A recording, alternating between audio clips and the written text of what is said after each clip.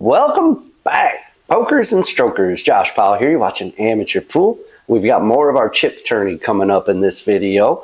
So last video, we watched me take on, I think, three or four challengers. If you're not familiar, if you didn't watch the last video, chip tournaments are everybody starts with a certain number of chips. And when you lose a chip. And you only play one game with one person. And if you lose, you go to another table. The winner stays on the table. The loser rotates. Losers rotate around. And incoming player, the losing player, the incoming player breaks. The winning player racks and waits for their opponent to come back. That's what I'm doing right now. Racking the balls, and I'm waiting on my next opponent to come up to the table so we can play. Today's Monday, guys. I'm a little hazy from the weekend, but I appreciate you guys coming to watch. Thank you so much for spending your time with me, man. You guys are the best. If you haven't subscribed, I invite you to do so, man, especially if you find any entertainment value in these videos or education value, which probably very little on that part. But go ahead and subscribe if you're not already, man, and I appreciate you for doing it, even if you don't. Thank you for walking. Thanks for walking, bro. Thanks for being Christopher Walken. All right, this guy who just broke, I know him. His name's Chris. He's a good dude, man. I've known him for a while. Good guy, man. I see him at the 8-ball tournament I play on Monday nights at the Lakeside Bar. I've made a vlog video about that tournament before, and I've got match videos from that tournament before too. So you've seen Chris on the channel if you're an avid watcher. If not, meet Chris. You know what I'm saying? Meet him, homie. So he broke. He made a ball. He's got to look at the two, but he doesn't have a great shot at the two. So he nicks it and sends the cue ball down table. That's a good shot. So I've got a combo here, but I don't necessarily like that because the 2-ball drifts towards the 6. If I make the combo, what I can do is hit the 2-ball straight into the 7 or on our left side of the 7 with a stop shot. The 2 ends up on the right side, and the cue ball will stop right behind the 5. I think that's what I'm doing. Pretty sure. Yeah. Stop shot. Might have grazed the 5 first. I don't know. I don't think so, but I don't know. You guys tell me. You're good about noticing that stuff. You're good about noticing. You guys pay better attention to these videos than I do. I think maybe you can see it as he's swerving into it. No, he's coming off the rail. He's coming off the rail into it. All right, he left me a shot on it here, so I'll use top left on this shot and go 2 rails down towards the center of the table, and I should end up with a shot on the 3 in the right side pocket. Got to be careful with this one. I want to come lower, like more towards the 9, so I have a straight shot at the 3 because from the 3 to the 4 gets tricky if I have the opposite angle. Yeah, I'm going to end up with that wrong angle. Yep. I should have hit that a little bit harder, but it was tricky because if I hit it too hard, I can hook myself on the 9. But now I've got an angle that goes opposite of where I need to be. It goes towards the 4-ball, my angle does. So what I'm looking at there is maybe just spinning behind the 4-ball and playing the 4-ball up table. There's nothing wrong with that. It's a little bit tricky because I have to use top on this 3-ball, so I'm going to end up with a real thin angle on the 4.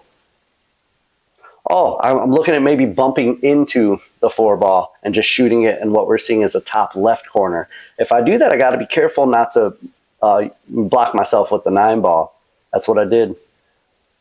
Worked out pretty well, I think. I think I got an open look at the 4 past the 9 now. So if I make this shot, I'll use straight top. Bounce off that left side long rail and back out to give myself a little angle on the 5. And from there, this rack looks pretty good, man. This rack looks pretty okay from there. Yeah, straight top on this one. Hit it nice and easy. Okay. I didn't give myself much angle on the 5, but I think I've got just enough angle. I can use a stun or a slight draw and just drift over for the 6. So I'll use either a stun or just a slight draw and just hit the 5 firm enough to where the cue ball will just drift over towards the center of the table. Yep. I got a little too much angle on this one, so I probably won't try to hold it. I could, if I was feeling real good, I could try to hold this ball for the 7, but with this thin angle, likely I'm going to use top and just go back and forth. I'll hit the left rail, the right rail, and then end up towards the middle of the table for the 7. I want a little bit of right spin on this one. I didn't use much right there, if any. So I ended up with a thin shot on this 7 ball. This is going to be a thin one. And I've got to use draw on this one to avoid the scratch down there in the bottom right, or the top, what we're seeing is the top right corner. I got to use draw on this one. And I don't want to use left. If I use left, I come over towards the 9 ball off the rail. So I want to use maybe a little bit of right or just center draw. Yeah, like that. It's a little soft, though. It's a little soft, bro. What you doing, bro? Bro-tato chip, you know, for a chip tournament? I don't know. Bro-tato chip. I don't know. Maybe I'll use that in the title or something, or the thumbnail. I don't know. I don't know, guys. You know, I figure this stuff out as I go.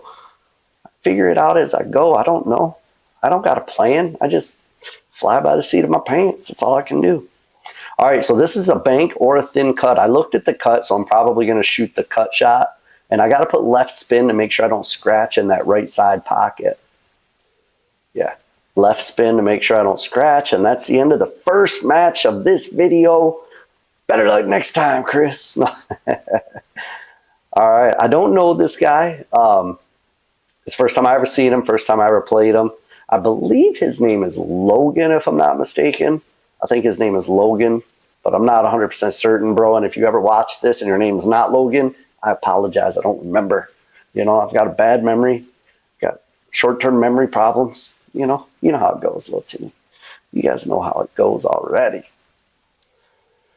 You know, I just saw on Facebook, one of the subscribers who watches my videos is officially in remission. So let's shout him out, man. John Jameson.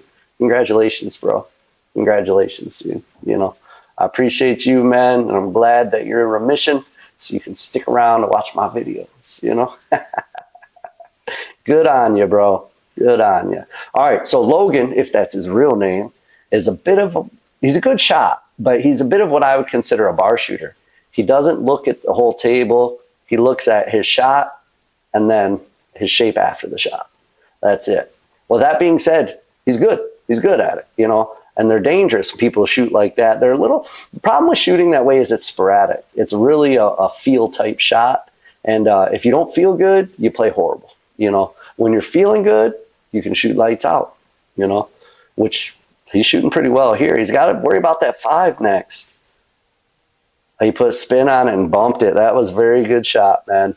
Bumped the 5. He ended up with a thin shot. You see how fast he gets down. He don't take no time at all. He's definitely not looking at the whole table. He's just looking at his next shot and shooting it. He's got a long combo on this 7 ball. But the way he's been shooting, probably make it just what's going to happen with the 6 afterwards. You know, is it going to follow it in? Is it going to end? Yeah, followed it in. That means he hit it perfect. He hit the 6 into the 7 perfectly square, and that's why the 6 rolled in with the 7. Bad news for him, though, is it left him a bank. But the way he's been shooting stuff, I wouldn't be surprised he puts this bank shot in. Nope, missed the bank. He finally missed. Oh, he's human. He's human, everybody. He misses. But look where he leaves me, though. He leaves me an end-to-end bank. What do I mean, I either go for the bank or I look for a safety here. And the safety on this, what do? You know, if I try to safety, do I thin the 8 and try to get him back behind the 9 where it's at now? That's stupid. You know, when the safety is just as hard as the shot, I go for the shot every time. So I can promise you I'm going to go for this shot. Just in my mind, personally, the way I look at it, if the shot and the safety are just as hard, then I might as well go out with giving myself a chance to win. You know, you can't win on the safety shot. You're giving yourself a chance to give your opponent a tough shot. And if you go for the shot, you're giving yourself a chance to make it. So I always go for the shot if they're both tough, which I did, and I missed it. I hit the point, and the 8 ball sit up in the pocket for him. And he cleared the 8 ball up. And does he hit this hard enough to get a shot on the 9? He does, but it's a thin cut. He called it right away, no hesitation. He's going to get down and fire it in. Oh, he's taking a second here. Smart. Smart, man. You wised up, Logan, if that's your real name. Wised up. That was a good shot. Yeah, he played strong, man. He put it to me. I only got the one good shot. Well, I got the shot after the break, which was a little tricky, but I only got that one shot during the match, and it was a long rail bank, and I didn't like it. I don't know who this guy is with the glasses. We'll just call him Gentleman with the Glasses, you know. You guys probably, if you can think of a better name, leave it in the comments. I just don't know him, so I don't know his name. We're going to call him the guy with the glasses or gentleman with the glasses. I don't know. I don't know, guys. I'll work on it. I'll work on it. You know, next video, I'll come up with some better names or something, because that one's pretty lame. I agree. I agree with you, little Timmy. It's a lame name.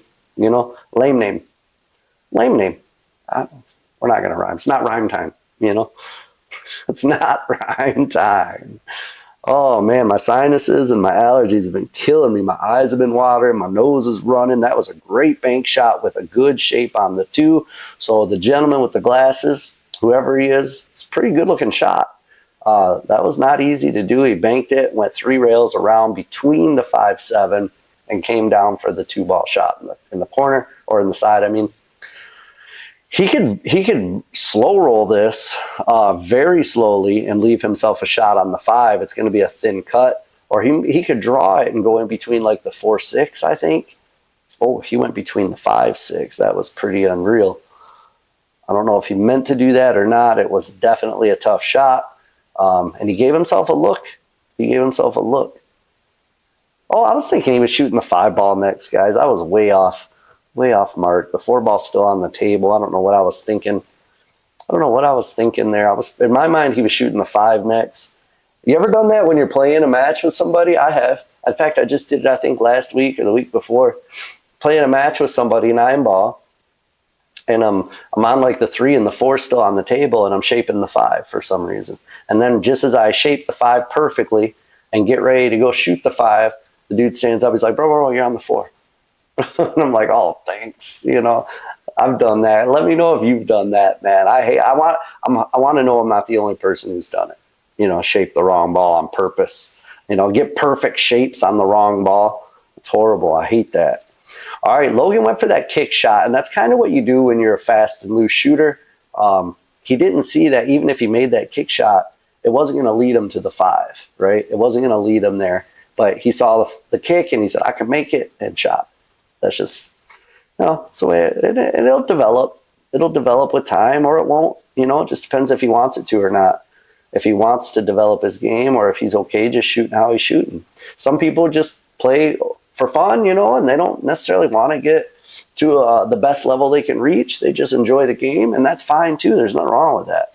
You know, there's nothing wrong with that at all.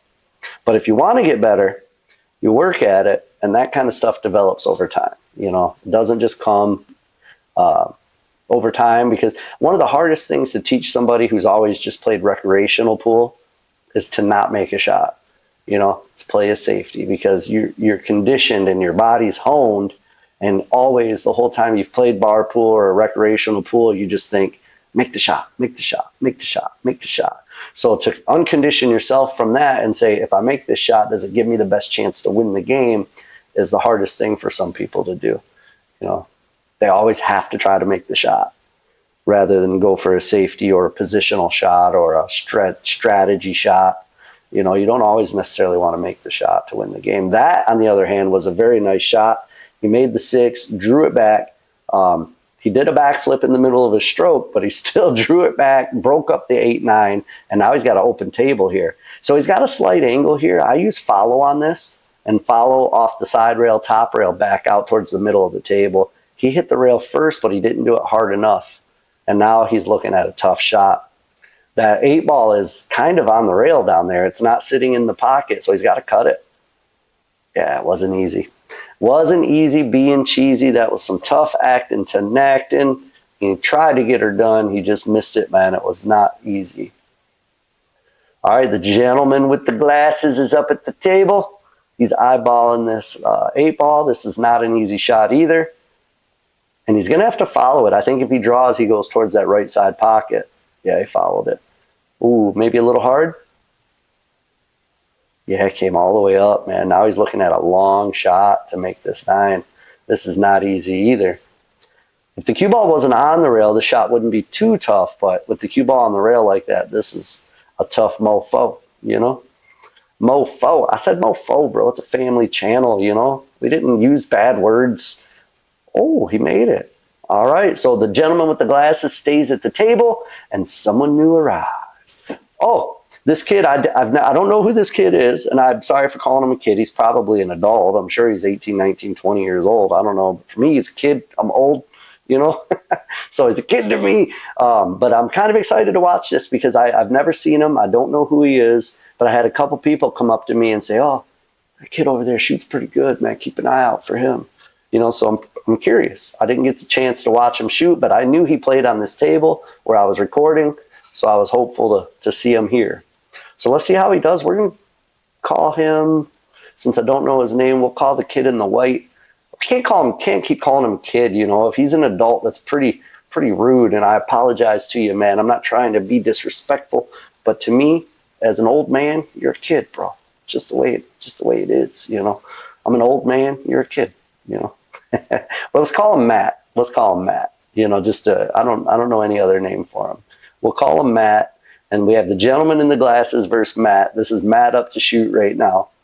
The gentleman in the glasses must have played a push shot there. Yeah, but otherwise he would have had ball in hand, so he must have called a push. Matt made that shot in the side pocket. Now he's got this cut on the 2, but it's thin. It's a thin cut on the 2. If he doesn't use any English, he'll go straight up and down and should get a good, oh, he used right.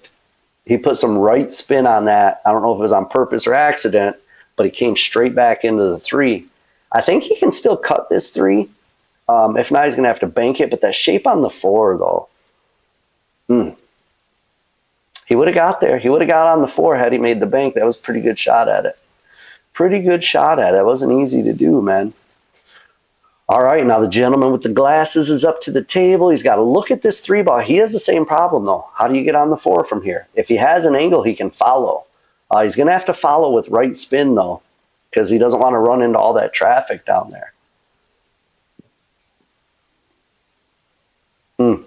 Oh, if he doesn't hit the 9, he's good. He did hit the 9, but just barely. Just barely. So he looks good on this 4.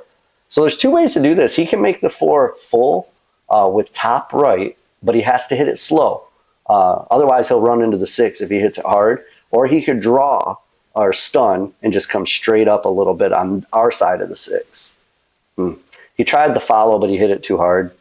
He hit it too hard, so the tangent line, when you hit it hard, the cue ball wants to follow the tangent line more, whether you use top or whatever. So when you hit it hard like that, the cue ball followed the tangent line more and ran into the 6. If he would have hit that soft, he would have came off that right side rail. He would have missed the 6, came off the right side rail, and had a good shot at the 5. Now, I think he's looking at a back cut into the side pocket, but that's some tough acting right there. I would be thoroughly impressed if he makes this shot. There's a kid walking right in front of his shot line. It's okay, kid. Don't worry about it. We're not playing pool over here or nothing. You know? Don't worry about it. Forget about it, kid. No, it's good. I love to see it because I think there was 3 or 4 kids. When I say kids, I mean under the age of like maybe 10 that actually played in this tournament, man. So I love to see that, dude. It makes me feel good. Makes me feel hopeful for our future of pool, you know? When you see young kids playing like that, getting into it. And they're pretty good. It's not like they were bad shots. They were pretty good. You know, they've got someone at home teaching them, that's for sure. All right. I think Matt, kid in the white, tried playing a safety here, but he hit it a little bit hard, and the 5 ball drifted too far off the rail. And the dude in the glasses, or gentleman in the glasses, if you will, had a good shot on the 5, stunned over nicely for the 6. There's 2 ways he can play this, probably more than 2, but the 2 that come to mind right off the bat, the one is to roll it real soft, which is the way I would play it. The other way is to put a little draw or stun and bump into the 7 and push the 7 towards the pocket, which is a little trickier. Yeah, I rolled it soft. That was a good shot. That's the way I would have played it too, you know. If you hit it, try to run into the 7, you don't know exactly what's going to happen, and that's the tricky part. All right, he's going to use a little draw on this one, and he'll end up shooting the 8, probably in the top left corner. Oh, he bobbled it. He bobbled it. Bobble. Oh, man. All right, so with the 7 ball sitting in the pocket like this, one thing you guys got to know is you don't hit it full. You don't want to hit the 7 ball full. Yeah, see how he hit it off to the right side? If you hit the 7 ball too full, it kills the cue ball. You have a chance of rolling in with the 7 ball. And especially if you're using top and trying to get down to the other end of the table, you cannot use top on that shot. Or you just can't hit it full like that. And you can't hit it too hard either, you know. It's a lot of people mess that up. Anyway, good talk. You know, I explained it well. You know, and we all had a good talk. So we'll move on from there. It's hard to explain without visuals, guys. There's videos on it, though. There's videos on it. I don't know if I've ever done one, but Matt, the kid, sorry I keep referring to you that way, but it's just the way it is, bro. Matt, the kid in the white shirt, won that rack. He did well. And this gentleman up to break right now, his name's Paul. Paul's a good dude. I've known Paul a while. He made a killer break, but scratched. Oh, man, he made 3 balls on the break. The table is wide open. The only problem here with this table is the 8-ball. The 8-ball is in a extremely difficult location. In fact, if you have 1 ball on the table with a wide open table and it's in that position, in my opinion, it's the worst position in pool. Oh, he bobbled it. Matt bobbled it. If that's your real name, Matt. No, he bobbled it up, and I think he was more worried about the speed on getting the shape on the 3. I probably, with ball in hand, I would have shaped the 3 with follow somehow. I wouldn't have tried to stun over directly at it like that. What's he doing? Is he just trying to hit it off the rail? What's Paul doing here? Oh, he tried to Z-shot it. Who does he think he is? You know who you think you are, Paul? You ain't making that Z shot, bro. You ain't Efren Reyes. Get out of here with that garbage. You know. Paul's a friend of mine, guys. Don't hate me in the comments. I can razz him a little bit. He's a friend of mine. All right, Matt just made that with bottom left and drifted up for the 3. It was a good shot, but now he's got a thin cut on the 3. Probably thinner than he'd like. I may have tried to come all the way into the 8 with that shot and just bump the 8 off the rail there. Yeah, he ended up with a thin shot on the 3. And it looks like he lifted up on his stroke a little bit. Lifted up during his stroke, and he missed a shot. If Paul's smart, he'll play this off the 8. He'll play it off of the 8-ball and pop the 8-ball off the rail a little bit. This is perfect setup for it. And make the 8 a lot easier when he gets to it. Just got to make sure he shapes the 6 here. He did play it off the 8, and he did not shape the 6. It looks like he shaped the 7. He's got a shot at the 6 still. It's not easy. And he's got to get back up to the other end of the table for the 7. So this ought to be interesting. Let's see what he does here. It looks like he's putting draw on it, which I don't know why. Oh, he's going for the bank. He went for the bank. He missed the bank and drew it straight into the side pocket.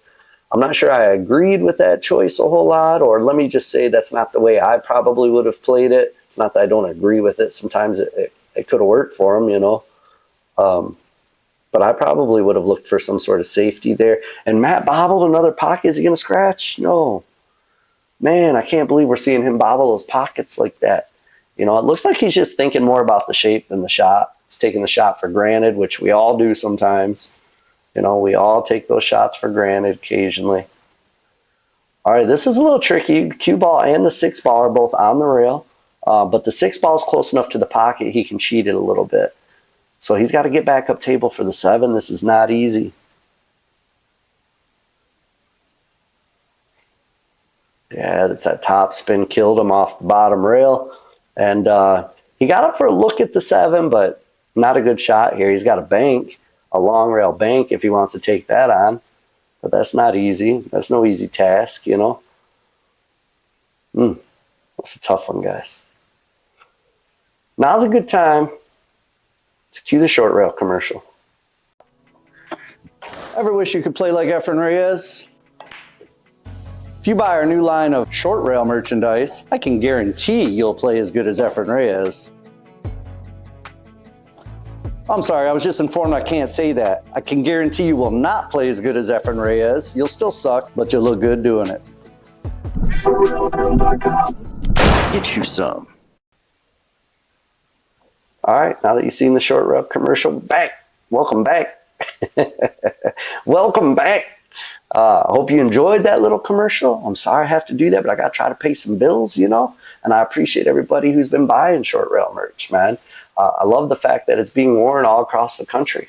You know, I'm trying to get international shipping. I've been working on that for a while now. It's just a lot trickier international. I think the best bet's to find a manufacturer in other countries, have them make it and send it so it's not international shipping. Otherwise, the shipping cost is outrageous, you know. ship. But you can go to shortrail.com and get you some, man. You see that logo up in the top of the corner of the screen? That's one of the shirt designs. This is the other one. I don't know if you can see it on tape, but inside the A, there's a little dude bent over shooting pool. So yeah, if you like what, go to shortrail.com and get you some, man. Meanwhile, I was selling you guys shirts and Matt was running out, finished that rack, and we got a new challenger. I don't know who this guy is. We'll call him Pat. So we got Pat and Matt, both fake names. I don't know either of these guys. Both of their names are not real. I made them up myself, you know. Whew. All this talking got me parched, guys, you know. Not a sponsor.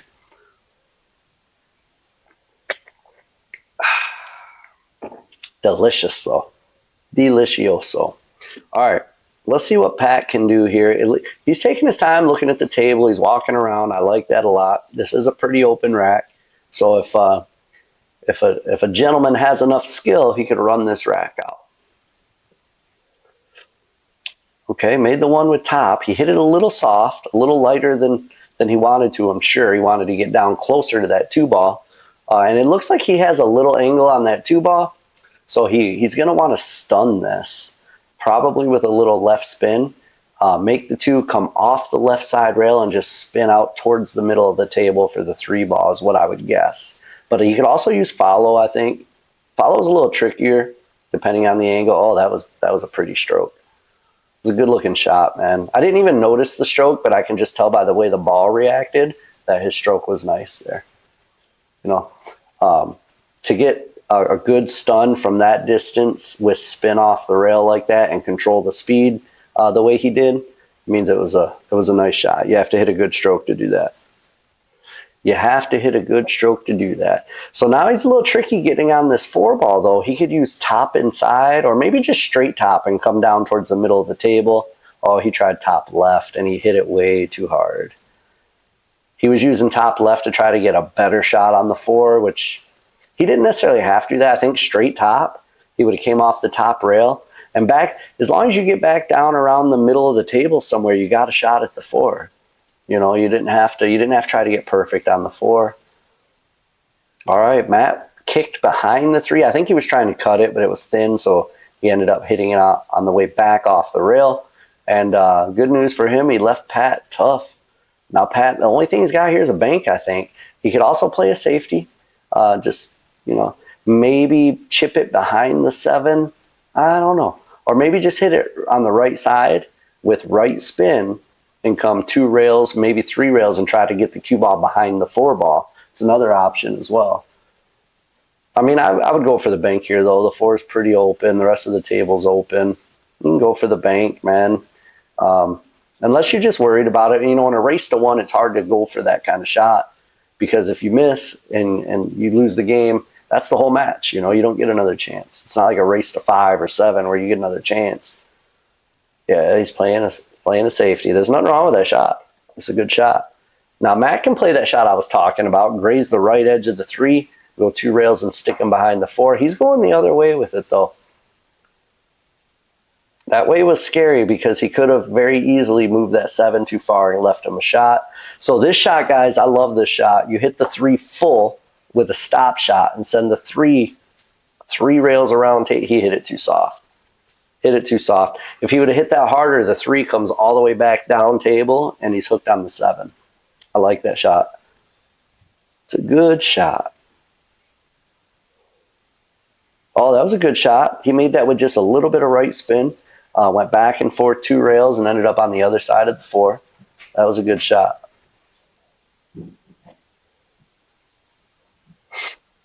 This is a thin cut here too, man. And he's got to avoid the side pocket scratch. So he put inside spin to avoid the scratch in the side pocket, but that also makes the cut tougher. And we've seen him bobble it up here.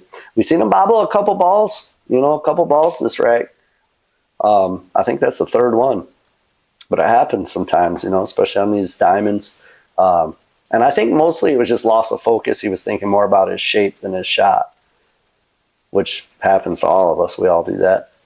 All right, let's see if Pat can finish him off. He made a good shot on the 4. He got down to the 6. Whew. A little close to his work there, but he ended up nice on it. Where's my battery at? 14%. Gee, it should be enough. Should be enough, little Timmy.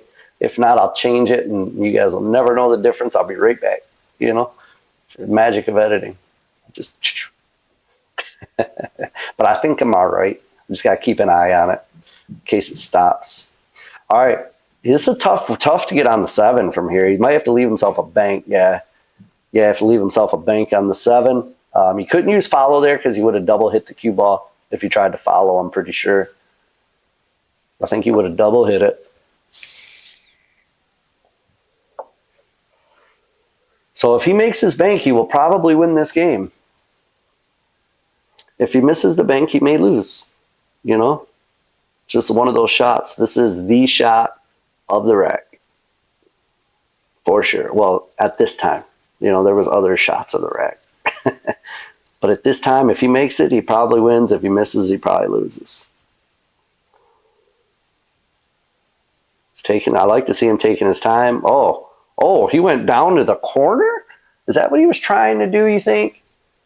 Leave a comment. Let me know if you think that's what he was trying to do or not. I don't know. I thought he was going to bank it cross side myself, you know. But that shot to the corner is a little difficult for a man such as myself, you know. It's tough. I probably would have went cross side with it. Use a little inside spin, throw it, and bank it cross side.